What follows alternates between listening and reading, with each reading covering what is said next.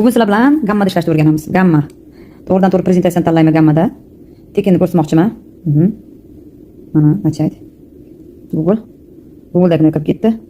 Для работы, для образования, pedagog, учитель начальной или средней школы, преподаватель universitetga olamiz.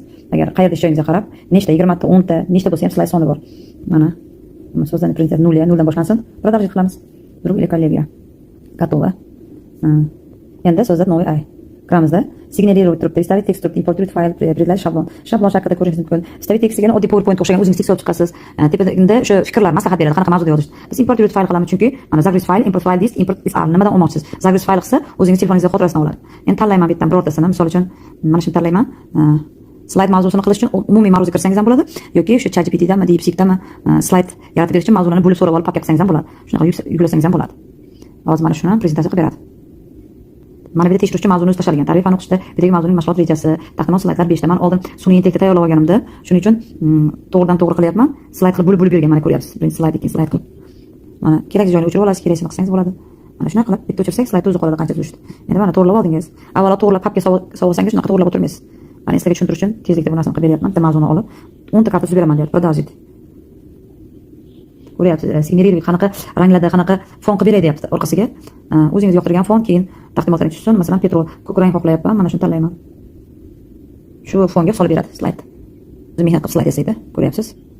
Tagidagi fon ochko'k bo'ldi. Yozuvlar. Mana.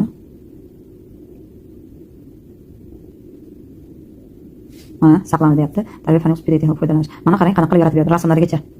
Mavzu rejasi, mana rasm mavzuga mos. O'zi tayyorlab beradi programma. Buning uchun mavzuni o'zingiz yozib tayyorlagan bo'lishingiz kerak. Endi biz slaytni xursandchilik qilamiz, rahmat deb. Mana ko'rdingiz, endi buni saqlanib qilish kerak. Tepada 3 ta turibdi, kirasiz. Kirsangiz eksport qilish bor. Bu dekipga o'xshab eksport qilish. Eksport qilish qarang, mana nima qilasiz. Upravlение, готово. Ko'rib olasiz. Mana bu yerda jo'natish ham bor. Tagini qarang, копировать, пригласить, поделиться, eksport qilamiz. Eksportni PDF qilaymi, PowerPoint qilaymi, Google Slides qilaymi deyapti. Bizga PowerPoint kerak edi. Sababi taqdimot qilib ko'rsatasiz. Biroz joyga yuklamoqchiman desangiz, PDF shaklida tepadagini bir vaqt o'zi ikkalasini qilsangiz bo'ladi. Mana har xil usulda saqlash turibdi pastda.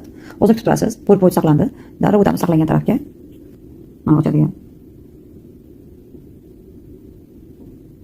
Taqdimotingiz tayyor. Ta'lim muassasasidan, ro'yxat tashkilotdan foydalansangiz bo'ladi. Mana har bittasi alohida chiqadi. Notebookda, aqlli televizorda yoki oddiy televizorda ham ko'rsatadi, notebook ulansa. Endi faqat sizdan xizmat bo'ladi. Yaxshilab mavzungizni o'qib chiqing. Har slaydga qarab gapira olmayman desangiz, mavzuni o'qib chiqib tushunsangiz bo'ladi. Shunchalik texnika sizga yordam beryapti, rahmat. Endi hozir buni yana bitta qayerga saqlanganini ko'rmoqchi bo'lsangiz, provatnik bor, my file mana turibdi. Mana. Endi my filedan nomini o'zgartiraman desangiz mumkin, поделиться qilish, kopировать, xohlagan joyga ko'chirishingiz mumkin. Foydalaning, o'rganing. Agar foydali bo'lsa, berayotgan ma'lumotlar juda ham xursandman.